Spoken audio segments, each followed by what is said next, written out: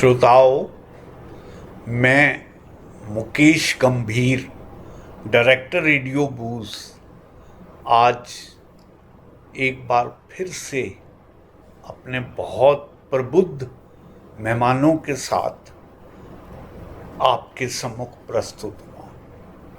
साथियों, मैं अक्सर ये बात कहा करता हूँ कि हमारे रेडियो का लक्ष्य केवल इतना है कि हम सतत रूप से अपने श्रोताओं का जागरण करने में विश्वास रखते हैं। मैं कहा करता हूँ कि जागने से यहाँ बोध मिलता है, वरना खुद से कहाँ योग मिलता है। एक लंबी नींद है जो बनी रहती है और अंत में पछतावे का एक रोग मिलता है, अंत में पछतावे का एक रोग मिलता है।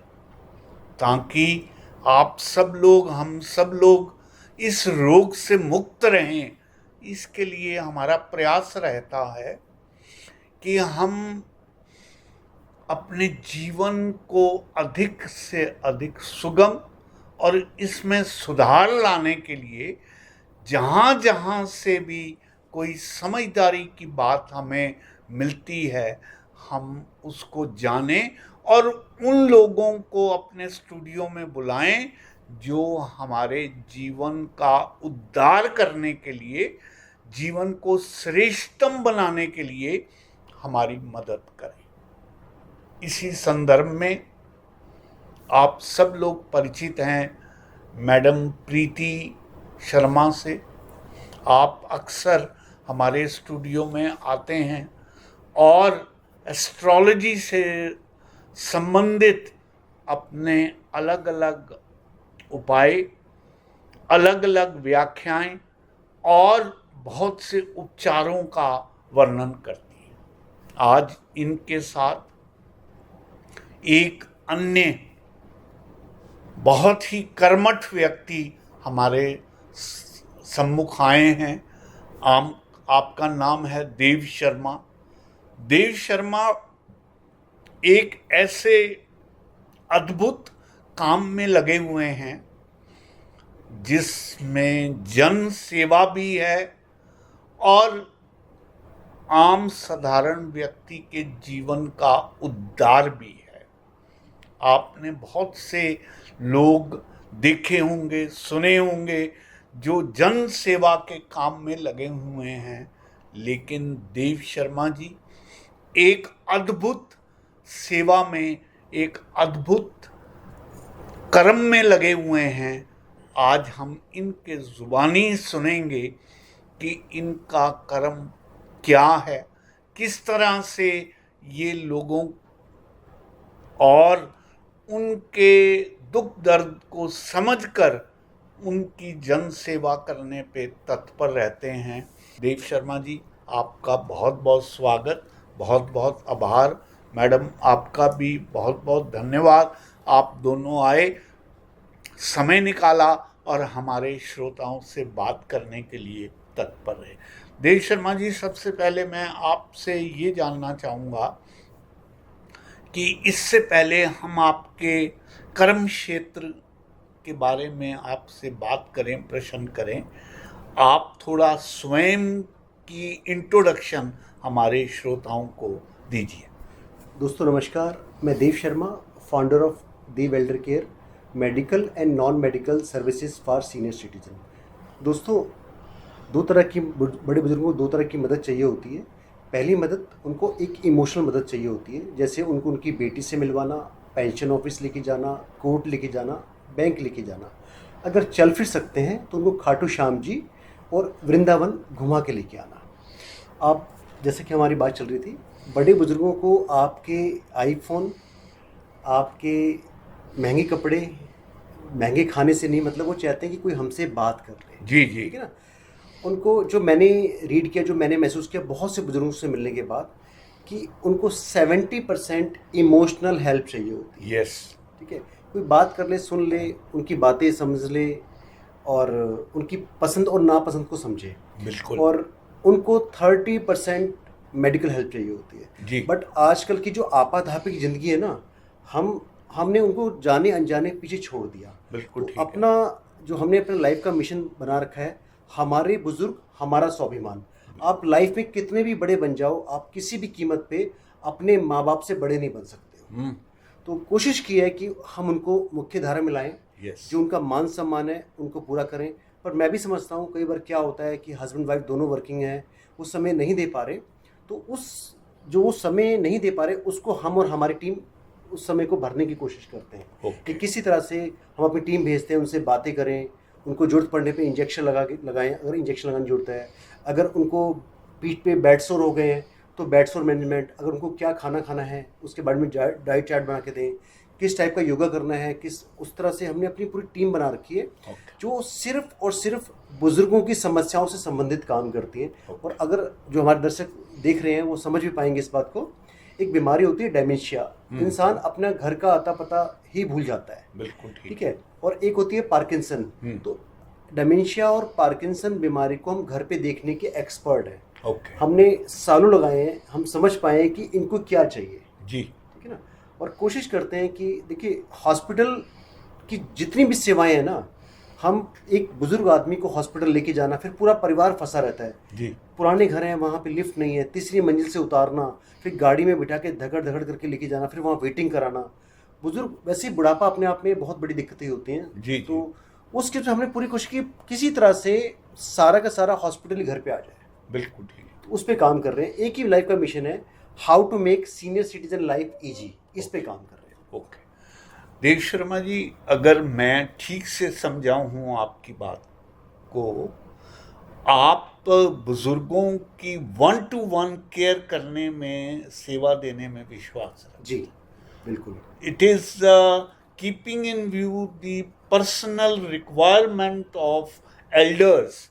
आप उनकी नीड को समझते हुए मैन पावर प्रोवाइड कराते हैं और इससे उनको मैक्सिमम कंफर्ट आप अब दिलवाएं। इसमें मैं थोड़ा सा कहना चाहता हूँ, हाँ। हम लोग मैन पावर नहीं प्रोवाइड कराते हैं, हम उन घर के ही सदस्य भेजते हैं। ओके। हमने उनको कभी भी ये नहीं समझा कि हम सिर्फ मैन में डील कर रहे हैं, हमें मान के चल रहे हैं।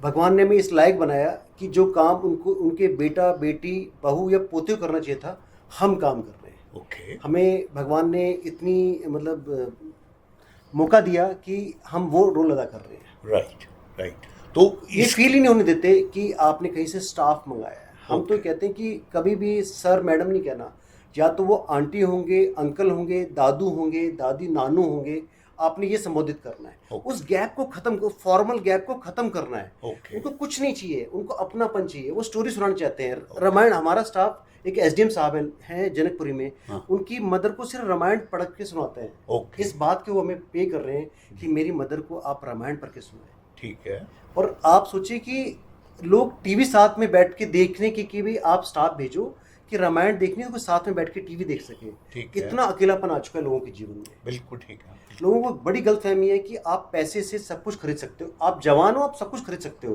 पर एक समय आपका नंबर भी आएगा, जो अकेलापन है ना उसको कैसे भरोगे आप? उसके लिए आपको जीवित लोग चाहिए होंगे। यस। वहाँ पे आपका मोबाइल काम नहीं आएगा, वहाँ पे फील एंड टच काम आएगा। ओके। तो उस फील एंड टच को हम लोग भरने की कोशिश कर रहे हैं। ठीक है।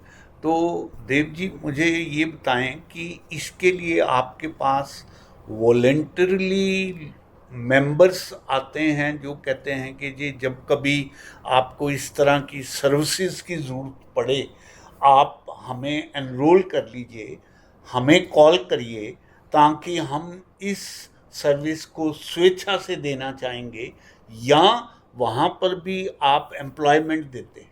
सर, मैं इसमें 2 सेगमेंट हैं। हाँ जी। सबसे पहले तो मैं आप वाले भी बात पे आऊँगा कि वॉलेंट्री वाले पे। जी। आप जितने भी हमारे साथी सुन रहे हैं या देख रहे हैं, मैं उनको एक बात बता दूं, हमने एक बिल्कुल नई तरह की सर्विस शुरू की है जी, जो अभी इसका प्रॉपर अनाउंसमेंट 15 अगस्त को हो जाएगा। ओके। इसको नाम दिया है, आप सबने बैंक का नाम सुना होगा जी, हमने उसको नाम दिया टाइम बैंक। ओके। आप यंग हैं, आप फर्स्ट ईयर में, सेकंड ईयर में, थर्ड ईयर में, आप कहते हैं सैटरडे मैं 3 घंटे फ्री हूँ, ठीक, और मैं वेडनेसडे 2 घंटे फ्री हूँ जी, और आप बताएंगे कि मैं इस लोकेशन में वेस्ट दिल्ली में हूँ, तो हम अपने वेस्ट दिल्ली में एक अपना ब्रॉडकास्ट मैसेज डिलीवर करेंगे। किसी को भी 2 घंटे के लिए संडे को और 3 घंटे के लिए वेडनेसडे को बात करने के लिए कोई साथी चाहिए तो हमें बताएं। जी। हम जिसको भेजेंगे उसको पूरा वेरीफाई करके अपना आई कार्ड दे के वीडियो कॉल पे बात करा के भेजेंगे। 3 घंटे जो वो बात करके आएगा बच्चा, उसके बाद हम उसको एक कार्ड बना के देंगे। वो कार्ड जैसे आपने कभी ब्लड डोनेट किया हो तो रेड क्रॉस आपको एक कार्ड देता है। इन केस ऑफ इमरजेंसी जब उस कार्ड को शो करते हैं तो उतना यूनिट ब्लड आपको मिल जाता है। ठीक है। आपने हमारे बैंक में 3 घंटे 1 और 3 घंटे 6 घंटे आपने हमारे बैंक में जमा किए। अब आपके पास हमारे बैंक में 6 घंटे हो गए। आपके दादू रहते हैं नॉर्थ दिल्ली में जी। आप रहते हैं वेस्ट दिल्ली में। अब उनके पास किसी को समय बिताना है तो वो जाके वो कार्ड शो करेंगे, 3 घंटे उनको मिल जाएंगे। बहुत सुंदर। तो हम इस तरह के वॉलंटियर इकट्ठे कर रहे हैं। ओके। ठीक है। अब बात आती है घर पे स्टाफ भेजने की या अपना जो मेंबर भेजने की। हम जब भी भेजते हैं तो उसको वेरीफाइड करके हमारे 3 से 4 फिल्टर लगे होते हैं। अगर वो चीज़ जब तक पूरी नहीं हुई हम नहीं भेजते हैं। बहुत सोच समझ के किसी के घर भेजना होता है इंसान को। और हम कभी भी नए लोगों में डील नहीं करते। हमने इतना बड़ा अपना कुनबा बना लिया है कि हम अपने ही परिवार से लोगों को भेजते हैं। जो 4 साल से काम कर रहे हैं, 7 साल से काम कर रहे हैं, वो या तो वो जाएंगे या उनके जीजा जाएंगे। साल जो उनका परिवार काम करता है, पूरी फैमिली काम करती है। हम कभी भी नए लोगों में डील नहीं करते हैं। हम सिर्फ रेफरेंस पे काम करते हैं। जी। मैंने आज तक कभी भी नए लोगों में डील नहीं किया। कभी भी कोई भी हमारे पानी पिलाने वाला भी हमारे यहाँ आता है, वो किसी न किसी की जान पहचान का होगा। ठीक है। हम नए लोगों में कुछ भी डील नहीं करते। चाहे ड्राइवर होगा, चाहे वो उनके डॉग को घुमाने के लिए होगा, या किसी ने घर पे सिर्फ आज रोटी बनाने का मन नहीं है, किसी को भेज दीजिए। कोई आज किचन साफ करने का मन नहीं है। बड़े बुजुर्गों से किचन साफ नहीं होता है तो वो भी स्टाफ भेजेंगे तो वो वही जाएगा जिसने कभी ना कभी उसके परिवार वालों ने हमारे साथ काम किया है। ठीक है। हम इस तरह से हमने अपने कुछ प्रोटोकॉल बना रखे हैं, उसको फॉलो करके करते हैं। राइट। तो और मैं ये कहना चाहूँगा कि कोई भी हमारा देख रहा है तो प्लीज़ हमारा जो टाइम बैंक है इस पे फोकस कीजिएगा। आने वाले समय पे आप टाइम इकट्ठा कर रहे हैं, आने वाले 10 साल के बाद आपके मान के चलिए आपके पास 100 घंटे हो गए, वो 100 घंटे आपके किसी बुजुर्ग के काम आ सकते हैं। ठीक है। तो देव शर्मा जी, आप हमारे श्रोताओं को अपनी संस्था का कोई एड्रेस, कोई टेलीफोन नंबर बताएंगे ताकि जिसको ज़रूरत पड़े वो आपसे संपर्क कर सके। जी जी, मेरा नाम देव शर्मा है और हमारा नंबर है 8178884738 JC5A हरिनगर वेस्ट दिल्ली, ये हमारा एड्रेस है। और ये नंबर राउंड द क्लॉक खुला रहता है। कभी भी ये नंबर आप किसी भी बुजुर्ग को दे सकते हैं। कोई भी बुजुर्ग आप अकेलापन महसूस कर रहा है, बहुत सारी चीज़ें हमारे हाथ में हैं, वो हम पूरी कोशिश करेंगे उसे करने की। अगर बहुत सारी चीज़ें हमारे हाथ में नहीं होंगी तो हम उनको प्रॉपर गाइड करने की कोशिश करेंगे। हर चीज़ हमारे पास नहीं होती है बट हमारे पास उस चीज़ का सोल्यूशन होता है, तो वहाँ उस सोल्यूशन को प्रोवाइड करने की कोशिश करेंगे। जी। सबसे पहले मैं तहे दिल से शुक्रिया अदा करना चाहूँगी रेडियो बूस्ट का, मुकेश जी आपका। आपके इस प्लेटफॉर्म से मैं समझती हूँ कि हम लोगों को एक नई चीज़ें बताना चाहते हैं, जगाना चाहते हैं कि हमारे देश में सिचुएशंस ऐसी आ गई हैं, हालात ऐसे आ गए हैं कि बच्चों की ग्रोथ के लिए, उनकी लाइफ में प्रोग्रेस के लिए सर्कमस्टांसेस ऐसे हो जाते हैं कि बच्चों को देश विदेश में जाकर काम करना पड़ता है। और कहीं कहीं ये भी सिचुएशन है कि बच्चे पास में हैं लेकिन अपने माता पिता की सेवा नहीं करना चाहते। डिफरेंस ऑफ ओपिनियंस हैं, कुछ भी रीजंस हैं। तो जो देव शर्मा जी आपने जो स्टार्ट किया है, मैं समझती हूँ कि ये हमारे देश में एक नई जागृति है और लोगों को इसकी बहुत ज़्यादा ज़रूरत है। आने वाले समय में और आज भी बच्चे जब विदेश चले जाते हैं, कभी कभी ऐसे हालात होते हैं कि वो आ नहीं पाते, उनके पास भी कुछ कमिटमेंट्स हैं, कुछ बॉन्ड साइन किए हुए हैं, जॉब से वो नहीं आ पाते।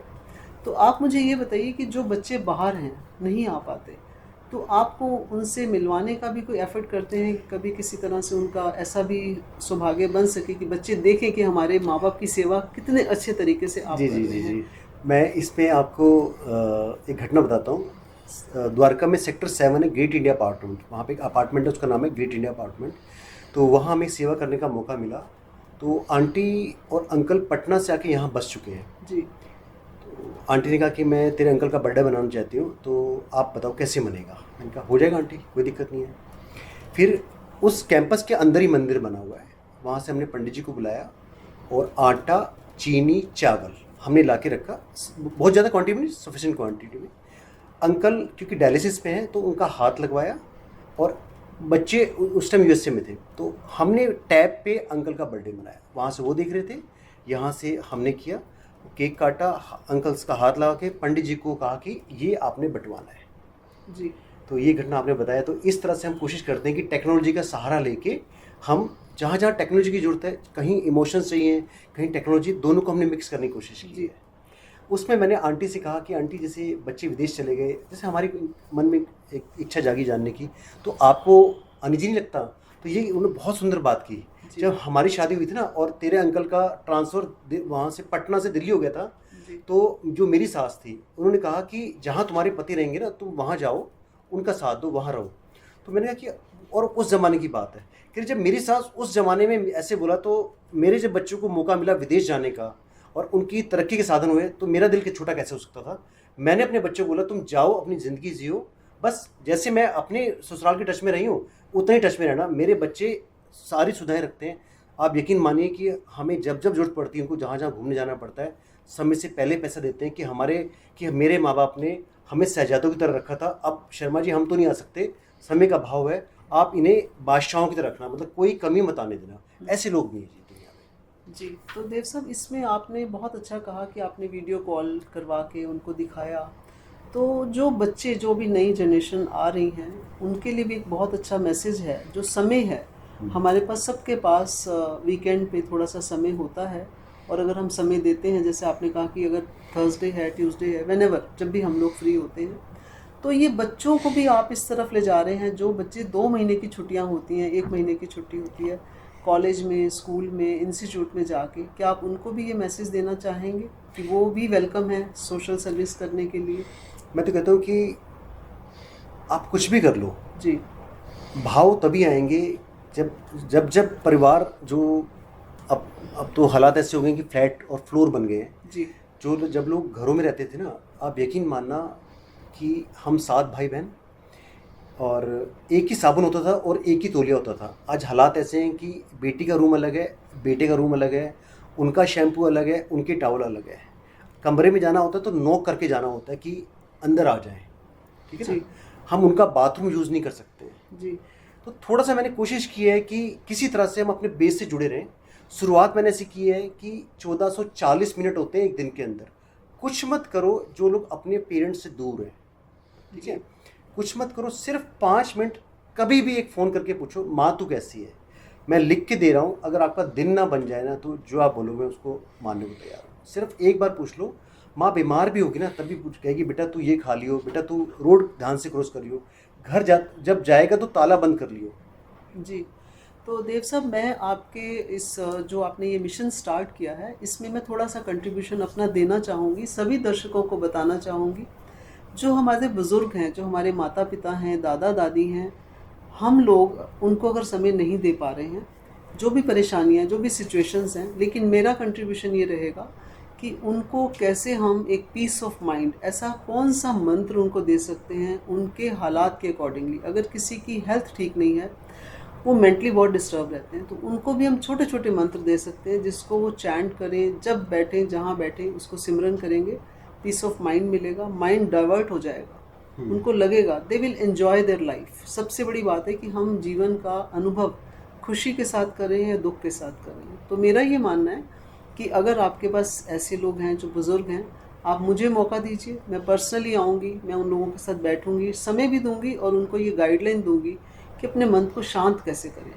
हम रिमोट कंट्रोल से सब कुछ कर सकते हैं, बट मन को शांत नहीं कर सकते। तो यहाँ मैं ये सेवा मैं चाहूँगी आप मुझे ज़रूर दीजिए, और मैं अपना पूरा समय दूँगी इसके लिए।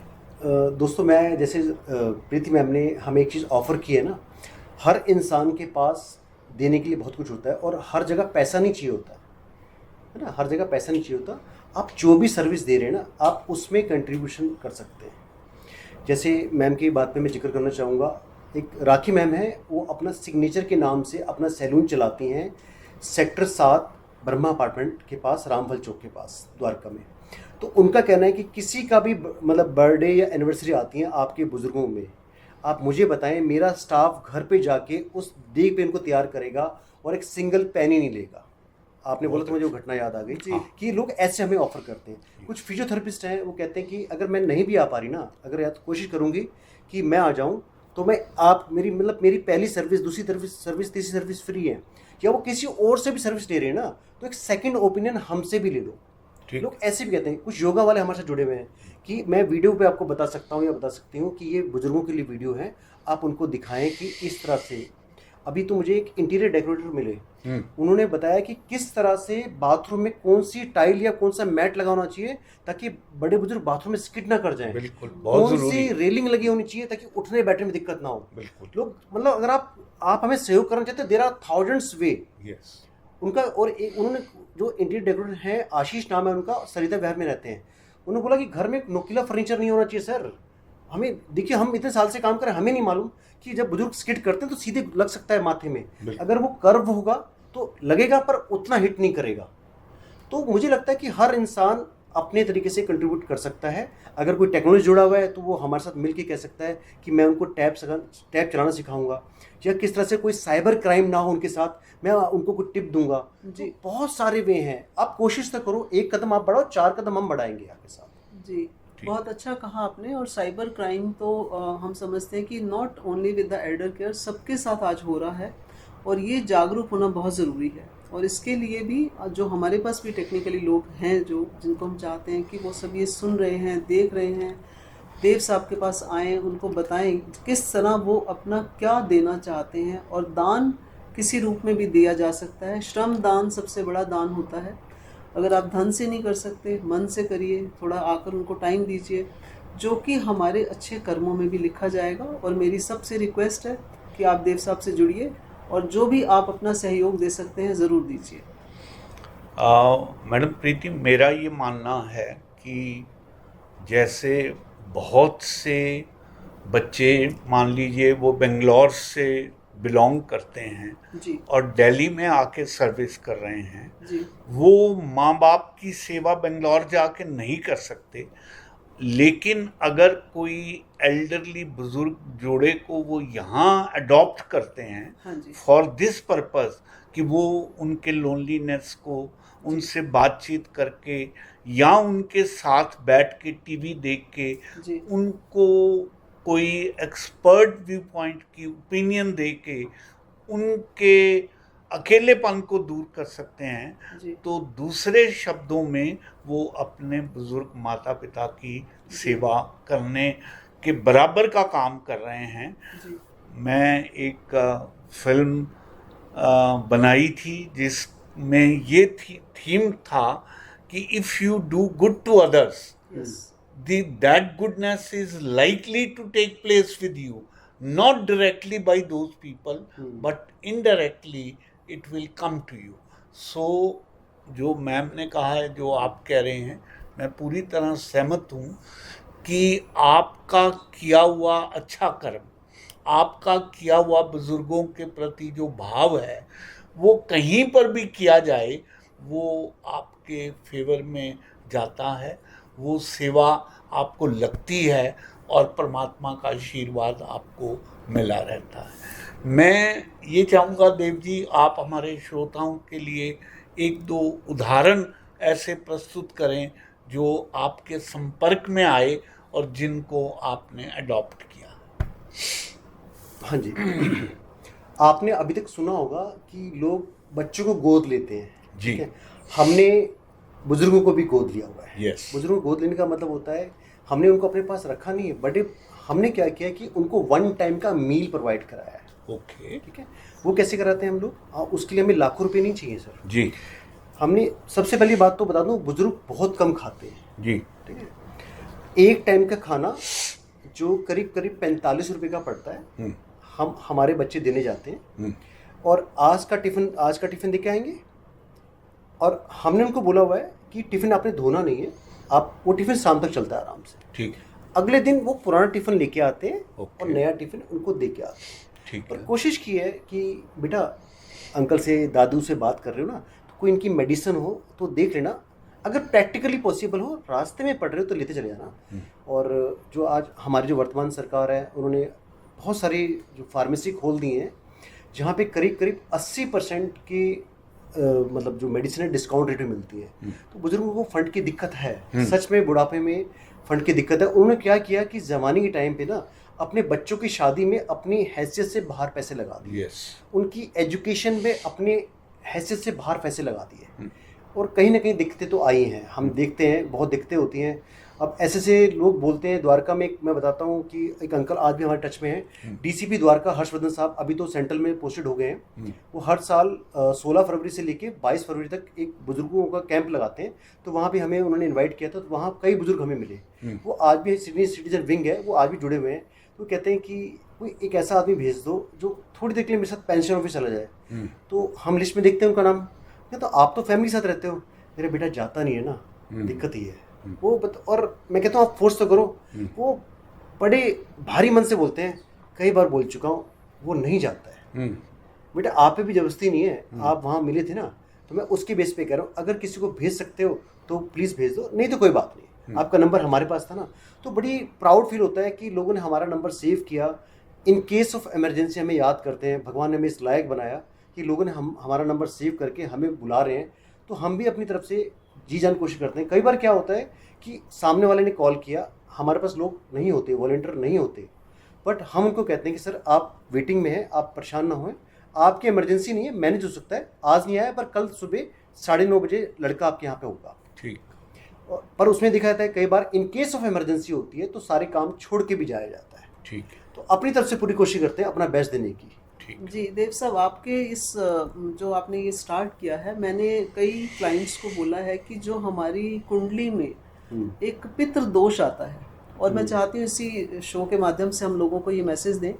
लोग आके बोलते हैं अब तो माता पिता नहीं हैं, हाँ, और ये पितृ दोष कहाँ से आ गया, हमने तो उनकी बड़ी सेवा करी है। हाँ, तो मैं बोलती हूँ ये सेवा तुमने जो करी है ये उसी का सामने आपके रिजल्ट आ रहा है। हाँ। और कुछ क्लाइंट आते हैं कि हमारे को बुजुर्ग चाहिए जिनकी हम सेवा कर सकें, क्योंकि अब हमारे माता पिता नहीं हैं। तो मेरे लिए तो ये बहुत अच्छा है कि जिन लोगों को ऐसे पितृ दोष है, और प्लस जिनको पितृ दोष लगता है, वो कैसे लगता है जब हम माँ बाप की सेवा नहीं करते, चाहे वो पूर्व जन्म था चाहे ये जन्म है, तो वो हमें दोष लगता है। तो मैं चाहती हूँ जो दर्शक देख रहे हैं, जिनके पास ये सेवा का मौका वो चाहते हैं, माता पिता है या नहीं है, वो थोड़ा सा अगर समय देंगे तो इस दोष से उनको बिना किसी पूजा करवाए भी मुक्ति मिल सकती है। मैम बहुत आपने लॉजिक दिया है, ये मेरे माइंड में था नहीं। अब हम किसी से बात कर सकते हैं तो उसको लॉजिकली बता सकते हैं जी कि ये इस बात। अभी क्या लोगों को लॉजिक समझ में आता है, जी कई बार इतना इमोशन समझ में नहीं आता। बिल्कुल। तो जब उसको आंकड़ों के साथ बोलते हैं तो उसको जैसे अब आपने बात बताई, जी ये बिल्कुल लॉजिक वाली बात बताई कि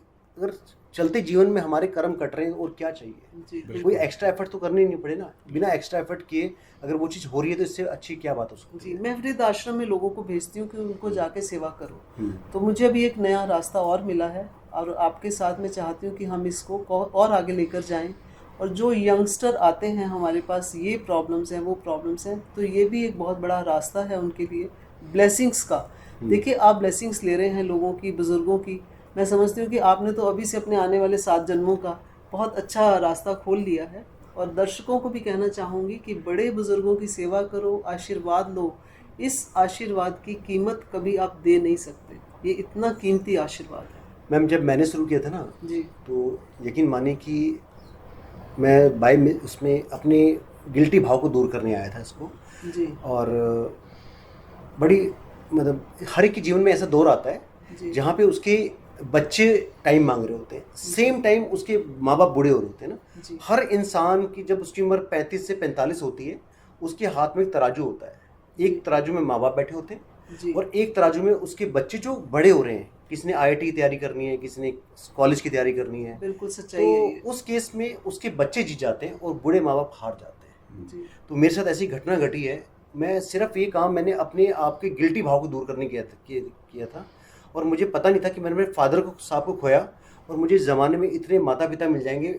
मतलब मैं अपने गिल्टी भाव के लिए काम शुरू किया, जी ये सेवा शुरू की, और आज मुझे हिंदुस्तान के कोने कोने से लोग आते हैं, मिलते हैं और पूछते हैं कि भी कैसे स्टार्ट और किया। मैंने सुना है कि आप इस पे फ्रेंचाइजी भी देने की प्लान कर रहे हैं, लोगों को हेल्प करने के लिए। फ्रेंचाइजी तो नहीं, मैं चाह रहा हूँ कि लोग हिंदुस्तान के हर जम्मू से कन्याकुमारी, असम से गुजरात, किसी बुजुर्ग को ना सड़क पर रुलना ना पड़े। जी बहुत बड़ी बात। बस जी उसका मान सम्मान बना रहे। उस हमें हर स्टेट में अपने लोग खड़े करने हैं। जी देखो मैं कहीं नहीं जा सकता। मैं स्वामी रामदेव जी से बहुत साल पहले मिला था, बहुत साल पहले। तो उनकी एक बात याद है मुझे कि वो कहते हैं जब मैं पहला बैच तैयार करता हूँ ना 100 योग शिक्षक का, तो जब मेरे से गुरु दक्षिणा मांगने आते हैं, देने आते जी। हैं, तो मैं उनसे एक ही बात बोलता हूँ कि भाई मुझे कुछ चाहिए नहीं, बस अगर सच में तुम मुझे गुरु दक्षिणा देना चाहते हो तो अपने जैसे मैंने 100 का बैच तैयार करना, अपने जैसे 100 तैयार कर लेना। जी। तो मैं ये कहता हूँ कि जो मैं काम करूँ मैं हर जगह नहीं पहुँच सकता, मैं अपने जैसे लोग तैयार करने की कोशिश कर रहा हूँ। तैयारी दो तरह से होती है कि एक तो उनको फोर्स करके किया जा रहा जी। है। मैं जानता हूँ कि जिस दिन उनकी अंतरात्मा जागेगी ना, जी। वो हमसे तेज चलेंगे। जी। हम और आप सिर्फ लैंप दिखा सकते हैं, चलना तो उनको खुद पड़ेगा। ठीक बात है। सर मैं गलत तो नहीं कह रहा ये बात? नहीं नहीं, बिल्कुल ठीक हम है। और आप सिर्फ बताइए, ये भी माध्यम है अपनी बात रखने का। अब चलना तो उनको पड़ेगा। जिस दिन उनकी मेरी तरह जब उनकी आत्मा झंझोरेगी ना, तो कहना नहीं पड़ेगा, ये काम अपना आप स्टार्ट नहीं, ये जो मैसेज है ये देश नहीं विदेश में भी जाना चाहिए, क्योंकि हमारे यहाँ पर बहुत से बच्चे अब्रॉड चले जाते हैं। जब ये बच्चे वीडियोस देखेंगे, समझेंगे कि अगर आज हमें इन दोषों से भी बचना है और हमारे पास समय है, चाहे हम साल में एक बार जाएं या आपकी सर्विसेज भी ले रहे हैं, तो कोई बात नहीं, उसको कहीं ना कहीं बैलेंस भी करना पड़ता है। कभी कभी देश काल परिस्थिति ऐसी होती है कि आदमी चाह के भी नहीं कर पाता, क्योंकि आगे उनकी भी फैमिली है, कमिटमेंट्स हैं, जॉब है, बॉन्ड साइन किए हुए हैं। तो आप बहुत अच्छा कर रहे हैं, और बस कोशिश ये करिए कि सबके दिलों में ये चीज़ बैठ जाए कि वो लोग आकर आपके पास जो समय दे रहे हैं उनको भी ये मैसेज मिले, और हमारी आने वाली जनरेशन्स को ये मैसेज मिलना चाहिए कि माता पिता की सेवा से बढ़कर कोई सेवा नहीं है, वो ज़रूर करनी चाहिए। मैं तो एक बात और कहना चाहूँगा कि अभी 4 दिन पहले एक घटना घटी है, इसमें परिवार के महत्व की बात कहना चाहूँगा। सर मैं हाँ प्लीज़। मैं थोड़ा सा नाम बदल लेता हूँ, क्योंकि हो सकता है ये बात वहाँ तक पहुँचे, तो मैं थोड़ा सा नाम बदल लेता हूँ। तो एक विनीता गुप्ता जी का कॉल आया हमारे पास 4 दिन पहले। तो उन्होंने कहा कि मुझे 8 से 10 लोग चाहिए। तो मैंने क्या हो गया, वो गरीब, उन्होंने हमारी सेवा ली थी कोरोना काल में। तो उन्होंने बोला, मैंने मैम क्या बात होगी, सब ऑल वेल ना? कह रहे मेरे पापा जी की तबीयत ख़राब है। तो मेरी तबीयत ख़राब है तो 1 या 2 लोग चाहिए होंगे। कह रहे नहीं, वो शायद ना कल या परसों गुजर जाए। डॉक्टर साहब ने एकदम हाथ खड़े कर दिए। तो मैंने मैम उसमें बताए हम लोग क्या कर सकते हैं? तो उन्होंने कहा कि अंतिम यात्रा के लिए मुझे 8 से 10 लोग चाहिए, क्योंकि हिंदू धर्म के अनुसार ना तो मैं हाथ लगा पाऊँगी, ना मेरे पति हैं जो मेरे हस्बैंड हैं वो हाथ लगा पाएंगे। तो उनका अंतिम संस्कार कौन कराएगा? तो उसके लिए मुझे 8 से 10 लोग चाहिए। तो ये घटना उनके उनके फादर साहब उत्तम नगर में रहते थे। तो हमने कुछ फीमेल्स भेजी, कुछ मेल भेजे, और वो सारा उनका क्रियाक्रम जो था, लास्ट स्टेज जो लास्ट रिचुअल होते हैं, सब कराए। तो मैं कहना चाहता हूँ कि किसी भी कीमत पे ना अपने परिवार का साथ मत छोड़ो। आप कुछ भी कर लो, कहीं ना कहीं किसी न किसी स्टेज पे जाके ना आपको परिवार की जरूरत तो पड़ेगी पड़ेगी। और अभी जो समाज जा रहा है 2 बच्चे 1 बच्चे ना, तो उस केस में तो आपको बहुत ज़रूरत पड़ेगी। और आजकल एक नई चीज़ चल गई है, हम शादी नहीं करेंगे। 58 साल 60 साल की उम्र हो गई है, रात को आप किसी अपार्टमेंट में सोते ही रह गए, तो आपके अंतिम जो कार्य वो कौन करेगा? तो कोशिश कीजिए समाज में अपने संबंध बना के रखिए। और आप जैसे मैम से हमारी बात हुई थी, जो लिव इन रिलेशनशिप में रह रहे हैं, जी। उसके बारे में आप बेहतर बताएं कि जो सिनेरियो चल रहा है उस पर क्या हो रहा है। जी, देखिए आज समय बदल गया है, और कुछ लोगों के बैड एक्सपीरियंस हो जाते हैं रिलेशनशिप में, तो एक संकल्प ले लेते हैं कि हम शादी नहीं करेंगे। तो ऐसा नहीं होता। शादी एक हमारे जो हिंदू धर्म में, सनातन धर्म में, या हमारे यहाँ शादी को बहुत इम्पोर्टेंस दी गई है। और हमारे परिवार पहले संयुक्त परिवार होते थे, सब बच्चे मिलकर माता पिता की सेवा भी करते थे। अभी ये टाइम चेंज हो गया है, लिव इन रिलेशनशिप में पूरे वर्ल्ड में लोग रह रहे हैं, तो उनको आपकी बहुत ज़्यादा ज़रूरत पड़ेगी। और जो लोग डाइवोर्स बहुत जल्दी हो रहे हैं, और डाइवोर्स की वजह से फिर वो आगे प्लान करते हैं कि दोबारा मैरिज नहीं करनी, तो जब ऐसे लोग आते हैं तो हम उनको कन्वे ज़रूर करते हैं, समझाते हैं कि आप लोग शादी करिए, एक अच्छा जीवन साथी होना चाहिए।